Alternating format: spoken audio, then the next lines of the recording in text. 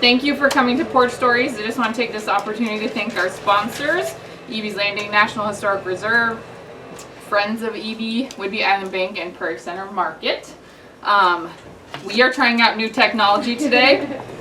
Ron is wired from head to toe with a nice new wireless, a lapel mic instead of this awesome handheld one. And we have the GoPro and we have the video, so we're set.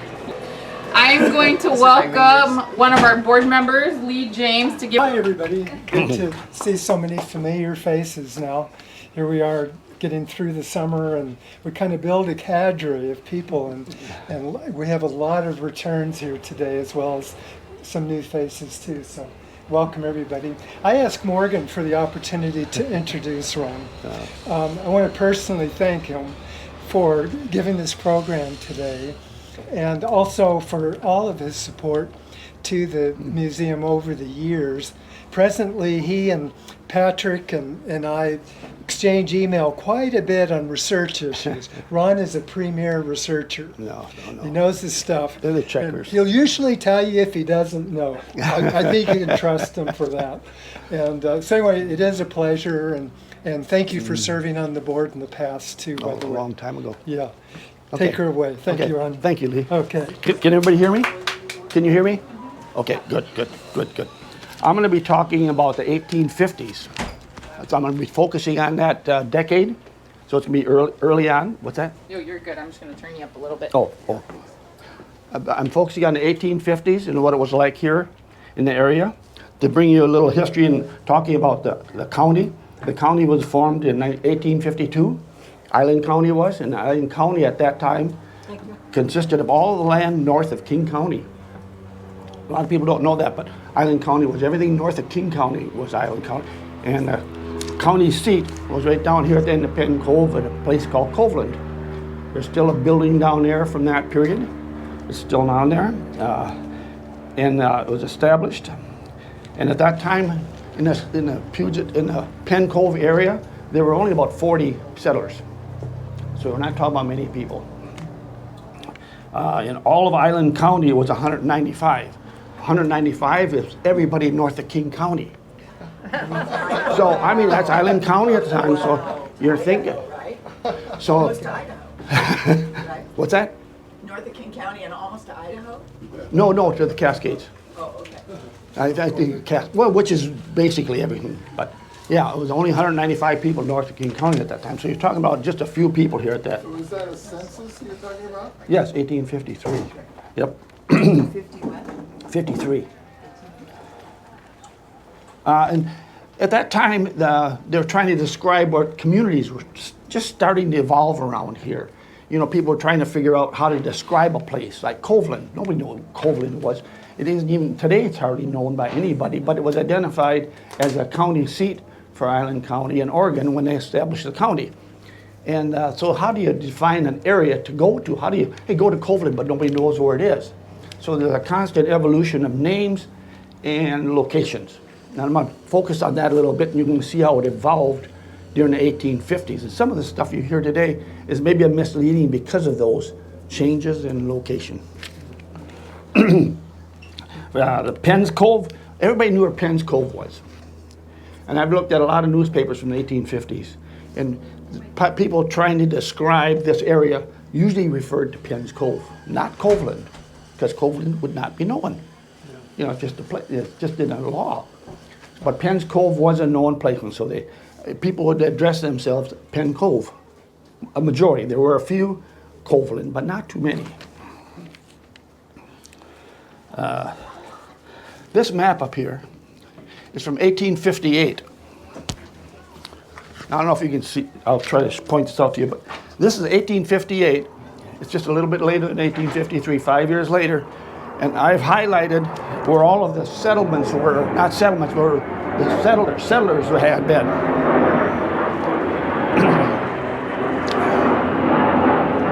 Wait a minute.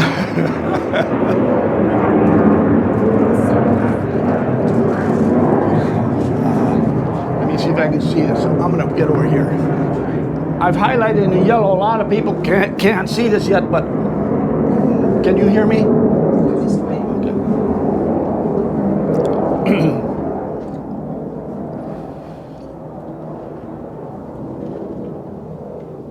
Okay, now can you hear me good? This is Penn Cove, of course. You all are probably familiar with that. This area right here.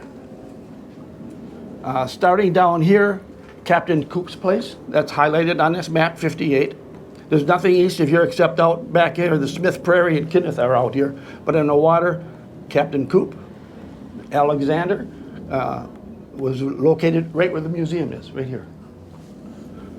And then there's nothing until we get down to Bartlett, or Barstow. Barstow had a store down here, and that Barstow store was where Captain Whidbey is, on that little peninsula. The Barstow store was located there. So that's where it was. I'll talk a little bit more about that. Here's Coveland, which was the county seat. North of that, we got Holbrook. Grennan lived here, Howe, and Hathaway. And that's it. That's 1858. So you can see, and Barstow, I'm going to talk about Barstow now. Barstow had a store, and he had a lot of things, and I'll go through at the end of the presentation if you want about all the things he carried in that store. But he died in 1854. He drowned off CML by mistake or in an accident. But the store serviced not only Penn Cove, but Eby's Prairie and other settlers in the area that had donation land claims. But you can see trying to define where you are was a challenge. Or, evolving. Yes, go ahead. Does that map show where Lee James was living in 1858? Yes, he's down right about here. Right down there? Thank you. Okay. Wow. Let him get away with that. All right. Okay, now, how many of you have ever heard of Raphael Bruin? Raise your hand. Oh, 1, 2, 3, 4, 5. Okay, I'm going to be talking a lot about him because he's the focus of this talk. Raphael Bruin had a donation land claim on the south end of Whidbey Island. He's one of only 2 donation land claims down there. His was southwest of Freeland to the water. He was all down there by himself with one other settler. How did he spell his last name? Brunn. B-R-U-N-N. Raphael Bruin. You don't hear his name mentioned, but he is very important when it comes to Coupeville. Okay. In May of 1859, Captain Coop and his wife Marie sold him 1 acre of land off the Coupeville donation land claim. Donation land claim is the east half of Coupeville, everything east of Main Street. The Alexander donation land claim is what's west of Main Street. So this is Alexander's land we're sitting on now, and that was Coop. And Coop sold 1 acre of land to Raphael Bruin, who owned that donation land claim down there. And within the 1 year, on that 1 acre, he built a residence, a store, a wharf, and a warehouse within 1 year. And guess what he named his store? Howler. Coupeville Store. That's the first time Coupeville shows up anywhere. Coupeville did not exist before that. Because when he bought it in September of 59, a couple months after he bought the land, his store was known as the Bruin Store. I got the article that shows that. The Bruin Store. Bruin, his last name, Yeah, got it. which nobody knew. I mean, I'm going to the Bruin store, but nobody knows who Bruin is. Where's that? Yeah, pick me up a broom. So by December, he changed the name to Coupeville Store. So in December of 59, that's the first time you'll see Coupeville, in Coupeville, Washington Territory. Wow. So he's the one that named Coupeville in 1859. That's an interesting, I find him interesting. I've been studying him a lot. So Ron, you're saying that old story about Coupeville, Alexander, and Lovejoy getting together and drawing straws is just a bunch of baloney? Yeah. Okay. I think it is. I like that story. No, it is. It's the first time in anywhere that he coined the term Coupeville. He needed a name for his store. And that answers your question about a store. That's it. And where that store is right now is in the middle of the Haller house. Oh, And it's still there. Yeah, it's in the back. Haller built onto his house. If you go inside the Haller house, there's a very small section where his residence was, and it's still there. It's a small, very small house, residence. In an 1860 census, Raphael Bruin is living with his wife, who was from Oak Harbor, and John Alexander. A lot of you heard of John Alexander. A lot of people think he built the first part of Coupeville and all these buildings. He built a lot of buildings, but he was after Ralph. He was living with Bruin in that house. So that's what I find really interesting. I'll talk tomorrow a lot more about Raphael. But John Alexander, then Robertson, John Robertson, who's credited with all the buildings on Front Street, actually buys a lot from Alexander in March of 1860. So it's just a little, year later, year after Raphael brought his, and it adjoins Raphael's 1 acre. He bought 1 acre on this side, and Alexander Bruin had the 1 acre on Coop's side, but both on the waterfront. Tell me again what buildings he built? Oh, Robertson? I don't know them all, but he built a whole bunch of them at the north end. No, not Oh, Bruin? Bruin. Bruin just built he built a residence where that house is still there. Okay. You know where that hole was I that they know. just kind of moved? Yeah. That's where the store was. Okay. But you said something about a dock and a... That was out in front. There's a picture of it. I didn't bring it with me. There's a picture of his dock or pier in the warehouse Yeah. up in the front. Okay, warehouse. He'd get his supplies in on the pier or wharf, whatever you want to call it, put it in the warehouse and take it up to the store. Okay. Thank you. So, yes. So if we go down to the Holler House, across the street, they've taken what I think was a cabin? Yes, took it down. So is that where the warehouse pier would have been? Because that's directly across from. It had to be across. It had to be across. It's probably on the lowest point, I think, in front of them there. Yeah. But there's some confusion as to who built them. Even on some people talk about Alexander or Robertson when he buying a pier in a store.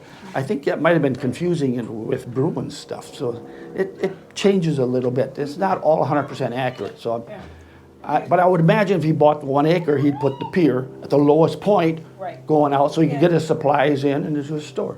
So we were out looking at that when the Holler House was open this last weekend. And I said, on a good tide, you could slide a canoe right down. So maybe that is where he had the pier. Because, it just looks geographically correct for being able to put into the water there. Yeah. If you look at Barstow's place down there, I looked at the map, and Barstow's store was on the closest to the deep water that he could get in the whole Penn Cove, and that's right where he put his store, because the ships at that time would bring supplies in. They want to get as close as possible. They don't want to be out of ways. They want to be close. So he found the closest spot, and that's where he put his store. I mean, that's But interesting. Ron, across from Howard House, that's a bluff. It is a bluff. So Yes, how yes, it would- is. where did the pier come into the beach and they would, Track it up.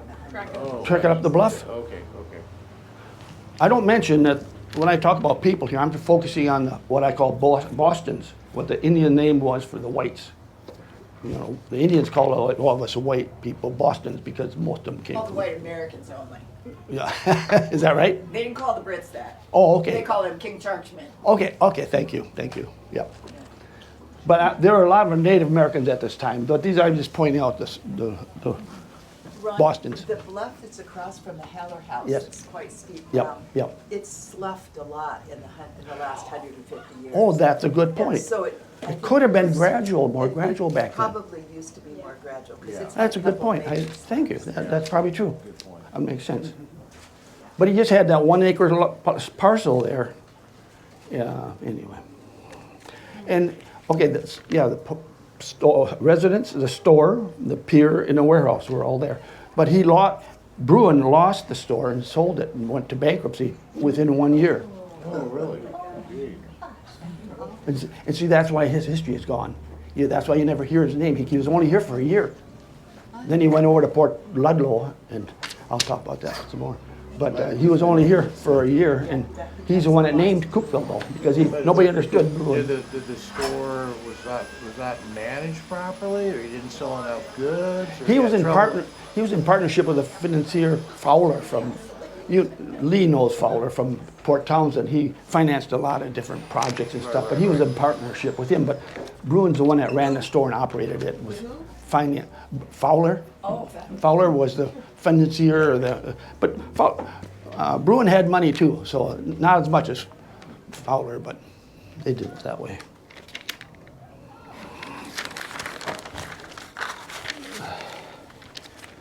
So I'm going to talk about Bruin a little bit more here. He was a businessman. Before he came in 1850 to the Washington Territory, and he had a store down in Chehalis area where he had pilings and things. And then he bought the donation land claim in 53. And he came up here in 59, and then after he left here in 60, he went over to Port Ludlow. And this is where, well, in 59, I'm going to regress a little bit. Just after he bought the lot, he married Margaret McCohen. McCohen, and that name, that's the Oak Harbor name. McCohen was a name from the very early Oak Harbor residents, and he had a bunch of daughters. And Margaret's brother-in-law was Barrington. Oh, really? See, there's a connection there, Barrington. Yeah, Barrington Street in Oak Harbor, and he built a ship up in Oak Harbor in 59. So that's the relationship. So he married Margaret in 59. He put the store up here in 59, 60. He went over to Port Ludlow. And in 63, on Christmas Day of 63, he had a hotel in Port Ludlow, and there was a fight between two of his customers. And he tried to break it up, and he ended up getting stabbed. It was so gruesome that it made the newspapers in Victoria in a couple of days, and 3 months later I found his obituary in Glasgow, Scotland. Because it took 3 months for the news to get from Victoria to Scotland at that time. You're talking 63, ships going around and stuff. But because it was so gruesome, in Europe they were looking for the kind of newsy items, just like we do today. And what happened is he was stabbed, and they talked about his knife coming out the back. So did he survive that? No. Yeah, I thought that's what you On said. Christmas Day, he was stabbed. I got a copy of his will, which was written later in the day when he was still alive. He signed it, and he died on the 26th. Gosh, of all days to be stabbed. Christmas Day. But he was just trying to break up a fight.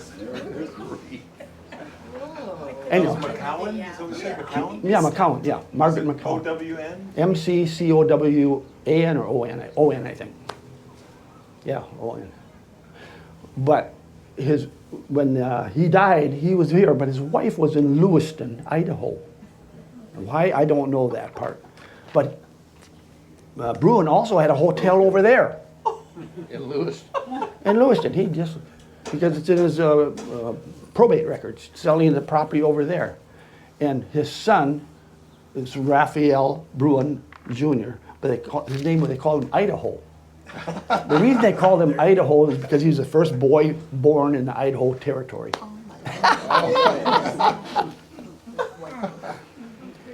So that was in 63. In 63 he was born. And then in 66, Margaret, his mother, dies. So little Idaho doesn't have any parents. So he comes back to Oak Harbor and lives with the Barringtons and is brought up in Oak Harbor. So the patriarch Bruin, Raphael Bruin Sr., came from Scotland. No. Oh, where did he come from? No, the obituary happened to show up in the paper there. Where did he come from? It's France or Germany. He puts down both. Okay. I got evidence, so it might be Russia. Because I think he was Jewish. Oh, wow. Ron, how old was he when he died? He was born in 30 and he died in 63, so 33. Oh, gee. And where is he buried, Ron? I think they talked a little bit about transporting him up to Port Townsend, and I lost him. I can't find him in there. Okay. Because in 63, there's not too much I haven't found him. Maybe somebody else can find him. But then Raphael Jr., he never gets married. He goes up to Alaska and he dies. So there's no descendants. And that's one of the sad things I find in some of these people that are historic, but their stories get lost because they died young and both parents died and the name is gone. But he named Coupeville. And he had the first store. Oh, first store in Coupeville? Yes. Okay. And he named Coupeville, so Yeah. that's the origination. But so the town keeps, you see a lot of times they talk about, now we'll get back to Coveland and Coupeville. Coupeville has 1853 as the establishment date. That's the establishment date for Coveland, not for Coupeville. And so you can understand there's a relationship, but it's 3 miles away, 4, I don't know, someplace away, but they're taking credit for Coveland and not Coupeville, because Coupeville, the term didn't even exist until 59. Well, who named Coveland Coveland? The legislature in Oregon, when they named the county seat, Okay. that's where Coveland. Okay. And you- Brennan and Cranny didn't call it Coveland? no, it was named in the legislation, Before naming they the went county official seat, with it? and they called it Coveland when in 1852. Granted, wasn't, maybe it was here, but it wasn't. Yeah, until- they had, What about Dr. Lansdale in the naming yeah, of things? Lansdale had a DLC right there. Well, Lansdale, Richard Lansdale. yeah, that's what he said. The county seat was going to be in Richard Lansdale's home in Coveland. Okay. That's where it comes out, in Coveland, and that's where the name of Coveland comes from. Okay. So that didn't exist either until then, but then never really got a hold. You know, people don't. And even today they talk about Santa Fuca being Coveland. It's not. It's a mile away. Even Barstow called his store Coveland, and he's a mile away or half mile. So you just kind of, you know, at that time you just kind of in the area to get people close.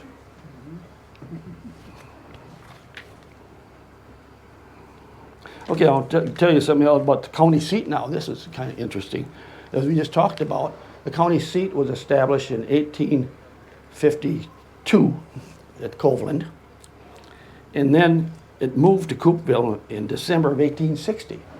Right after the store was here, Coupeville started to be more of a commercial center, you could call it, with one store. But Robertson was here and probably starting to build. So this had more of a reference than to Coveland. But the county seat then moved here in 1860. You mean to Coupeville? Yeah, to Coupeville, yes. But then, in 1868, it went back to Coveland. Is that a political kind of thing? They had an election. They had an election. They had an election on it, and Coveland won. So they moved it back there. There was nothing there but Brennan and Cranny's store, right? Right, I but know they just lived right next door by then. well, they weren't. That was it. In 1868, there are more people than what's on here, but how many more? Anyhow, it moved back then. And then, and this is what's funny, then in 1879, 10 years later, the courts reversed the election results by interpreting the results differently by lawyers and stuff. Lawyers. Yeah, the more things change. But anyhow, then it came back to Coupeville in 1879. So Coupeville, the seat of Island County has moved back and forth a couple times, and now it's here. So Ron, when you say county seat, Yes. you mean this would where the auditor would be, the county auditor would be located, the files? The official locations were what I just pointed out. Yeah, yeah. But the operations were softer. Sometimes you'd have some offices down in Coveland, but in 1860 already, the county had rented the Bruin House for county official business. So they could have put him out of business. No, Because I that's don't the year think. he went bankrupt in 1959. I don't think they put him out of business, but right after he went bankrupt, I think the county saw an opportunity to rent the building or something, use it for some of after the he went county activities. I can't remember exactly what it was. But they started using the Bruin House for that reason. It's just right in the county records. They moved to Bruin House. Or store, I forget, one or two. Anyway, I find that interesting. One other thing, here's another tidbit I found just recently, which was interesting. Now, this is 1854, right after the state had been established as a territory. And the legislature had just met once before that, I think. And this is the second time they're meeting, and they're trying to decide where to put the University of Washington at that time, State University, where to put it. And they had, in the draft, it had Seattle. Well, in the committee or in the action for it, somebody nominated Coveland. And believe it or not, Coveland got 3 of 9 votes. So I thought that was a significant number. 3, that's a third. A third of the people wanted the University of Washington to be located up here in Coveland. Can you imagine what that? Can't even start to imagine what that would have done had that been passed. Yeah, Husky Stadium on Eby's Prairie. We would have got our ferries. Anyhow, those are some interesting things about the county. Ron, could you refresh my memory, when were the donation land claims Started started? 1850. I think you had 3 acts, and they changed a little bit in each one, but the first one was 50. And Eby was the first one on Island, yeah. Okay, so Coupeville is not the second oldest community in town, in the state. Even if you look at Coveland is not the second earliest, because I've got evidence showing in 1852, before it was even a territory, Port Townsend and there was other locations up here, not that. Coveland's not even in the map then, you know, in 52, or at the end of 52, that was December, they formed the county. So in the early part of 52, they're talking about geographic areas. Coveland's not mentioned because it doesn't exist. But they did mention Eby. Really? Eby's location was known because he was a prominent legislator at that time, very, very prominent in the state. And they knew where he lived, so that's a reference point. Ron, wasn't there a lot of regular travel back and forth between Port Townsend and where the Eby?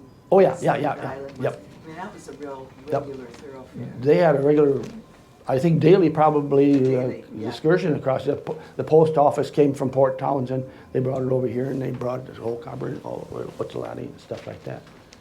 But, and then in 1860, the ferry house was opened. 1860, the same time period that we're talking about here, is when they opened up the ferry house out there to people going across the way there. Here's an interesting one too. In 1870, this is getting outside our bracket, but they had a ferry from Coupeville to Wetzelati. Wetzelati is on Camino. You know how long it takes to get to Camino today? Yeah. In 1870, you could go over there from Coupeville. It's direct. Interesting how times change.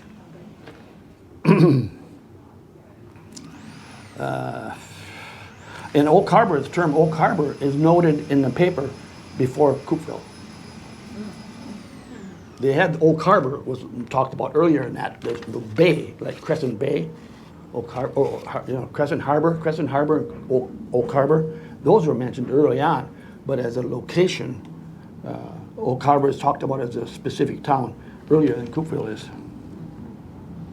Oh, and here's a little tidbit up here too. This 1858 map, I don't know where they got this name, but in this 1858 map, they got all these settlers, and up here where Oak Harbor is, Barrington is located here, and they got 2 communities located out here, Coveland, and they got a couple of dots showing a little community.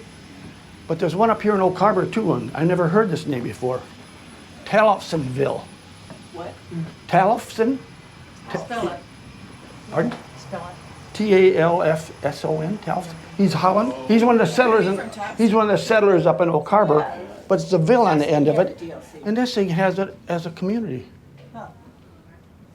I don't know where it comes from, but it's located on this 1858 map. Interesting. Would it have been like a early Dutch It's Dutch. Oh, yeah, settlers? yeah. Yeah, Barrington had that west half, and Towson had the east half, and they were already thinking about settlement there.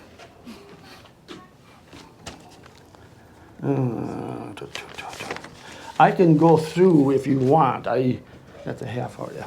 Yeah, if you want, I got a list of the things that Barstow had in his store when he went through probate, which was very interesting. This is 1854, really early on. When they went through, I'm looking at Jimmy Jean Cook's book.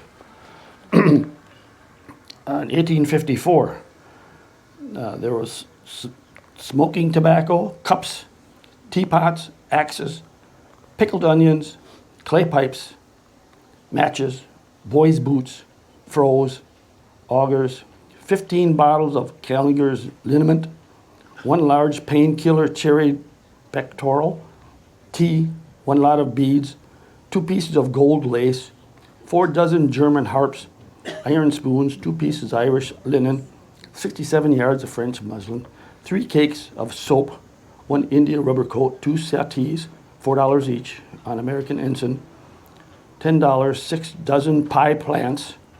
Pie plants. I don't know what they mean by pie plants. Maybe it I meant like pans. P-I-E. Yeah, Probably pans. maybe it's a misprint, but whatever. And the list ends with 3 sows and pigs, 7 small shoats, 1 3/4 dozen hens and chickens, 3 yolks, oxen, and rigging, $3.75 grindstone. It goes on. You can see all that stuff they had It's a there. veritable Costco. Yeah, and then they talked about here, items sold during the probate included 25 barrels of pork, 1 water pail, 109 pounds of lard. And that's what they lived on back then. 20 gross of candles, 4 boxes of soap, half dozen bottles of sarsaparilla. This on and on. 2 75-gallon barrels of whiskey. 75 gallons. Yeah, 150 gallons of whiskey. There you do. 20 gallons of molasses. That was the sugar then, I think. That was 292 gallons of cranberries. 292 gallons of cranberries. Yeah. 1 lot of wine, 312 pounds of bread, and it goes on and on. 340 pounds of butter. This was all in that one store. No wonder he went bankrupt. I mean, 292 pounds of cranberries. And I just read. Yeah. It's medicinal. In Bar. Go ahead. Wait. According to Google, That wasn't the guy that was. Barstow. That was Barstow. Wait, you. It's Okay. okay. Oh, that was the other story. give him a minute. Sorry. He was I lost making But I control. think it was That's over all right. here. So, according to Google, a pie plant is an informal name of the rhubarb plant. Oh, that is. Thank you. And I think they would have had so many cranberries because, first of all, they were locally available. Yeah. But also, they were medicinal. Yes. Oh, good. There you go. There you go. And the 2 75-gallon whiskey cakes were for spring break. They're getting ready for that university. Exactly, yeah. Lee, go ahead. Ron, now, that's a lot of stuff. Where did Barstow get all his stuff? Mostly from San Francisco, and he was a captain, of course, and he went back and forth. And I just recently discovered, and if he's back and forth all the time, who's running his store? You just don't leave all of his ingredients sitting there out with no protection. So I just recently learned that Show, S-H-O-W, Daniel Show, he has a donation land claim north of Holbrook. And there's this evidence that he was staffing that store because in one of the Jimmy Jean cooks, they talk about Shaw's store at that time. And I think he was talking about Bartlett's store, but because of Shaw always being there working or something, I don't know. Sure. But he had to have somebody working there. I think that's what happened. So he didn't own a store, but he was maybe operating it when he's gone. Ron, when you just listed all those things, is that over a year period? No, or any given that was his probate. It was the end, when he died, that So was it's whatever inventory. the That was inventory was on that day, inventory. Date of death. at his date of death? Well, inventory, that's Yes, it, yeah. the probate estate with inventory. Yeah. was the It- state. Oh, Yeah, at his yep, death. yep. Okay. So that was all in his store at that time. Whoa.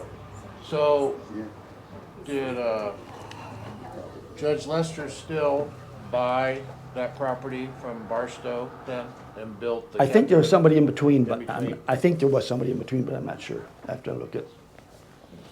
I read that Rebecca Eby, in order to get her goods, had to walk Oh, yeah. to the store. Really? Well, they did put a trail in there in the early mid-50s. They put a from Coupeville to Eby's out there. They did it in 2 days. And she was sick. Yeah. Did they take a wagon, like, and a horse? Oh, to I don't think pull they it? had a wagon, probably just a horse. I don't imagine it was a wide trail. I think it was a, Oh, for a horse. I don't know, but at that time, it's easier to build one trail than a wide one for a wagon. Over 2 days. I don't know. Any other questions? Well, hopefully you learned something today that was new. Learned a lot. We learned a lot. Good, good. Thank you. All right, oh, yes, yes. It's my impression that the first buildings on Front Street were on the non-water side because the natives were using the bluffs. Is that right? Well, Bruin's house is, there was no Main Street then. See, Main Street or Front Street didn't exist when Bruin built that house and the stuff. Right. And then when Robertson brought the other quasi, those streets didn't exist either. So he built it there where he could, and then the street went in front of it, ended up. And you recall that the theater that was cut in half by the county? Yes. That's because the lot line on Bruin's property was the donation land claim, which is in the center of the Main Street. There was no Main Street. And so over the time, county needed that area for roads, so they, Right. And in Jimmy Jean's book, when Mr. Gaston had that store one day, because they were gonna widen the street to 60 Yeah. feet, he lost the front half of the store. right. See, that's all because over time, even the property line moved because of the street. There was no street there. But in the, whatever, public domain, call it whatever you want, what do they call And it? who was the pharmacist across the street? Puget Race. Race, Puget Race. yeah, Oh. that's right. Puget Race was, he came later, but I don't know. Before race, right? Before race. Oh, there was, yeah. So Oh. he was living in an apartment in that before the county took it. Oh, is that right? Yeah.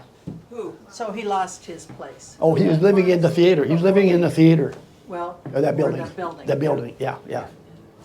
Well, the store that Bruin had eventually came Haller's store. He has a more prominent name. You'll see the Haller store more often than Coupeville store. And the names evolve as the time goes on. So Jim Short, What? are you saying that your understanding is that when the buildings started to go up on what is now Front Street, they weren't built on the water side because the natives were, That's the impression I got out of that park, that survey book talking about the prairie. And it wasn't very specific, but that was kind of the implication. I think that there's some pictures that Lynn Hyde has of the shoreline. And she didn't discover until recently, if you look real closely, there's a whole bunch of Native Americans at the bottom of the bluff Oh, really? up there that were living down there. So that's what she thinks. There's a bunch of, it's hard to make out if you look at the picture, but she just discovered, hey, there's a bunch of Native Americans down there. And there were a lot of them here. When I'm just talking, these streets weren't here. This was just a location. well, that would account for them finding that old beat-up shell midden down there. Sure. towards Oh, the yeah. sidewalk. But Jim, I think logically you're going to build it close to the shore, but not on it. I think, unless you're going to have a pier. If you have a pier, then you build on it. But all the businesses, why would you build it so close to the water? Only if it was a pier, I think. Like Robertson House, that's pretty early. That's on quite a ways away from the water or across the street. Any other questions? Wow. Well, thank you for coming. Thank you.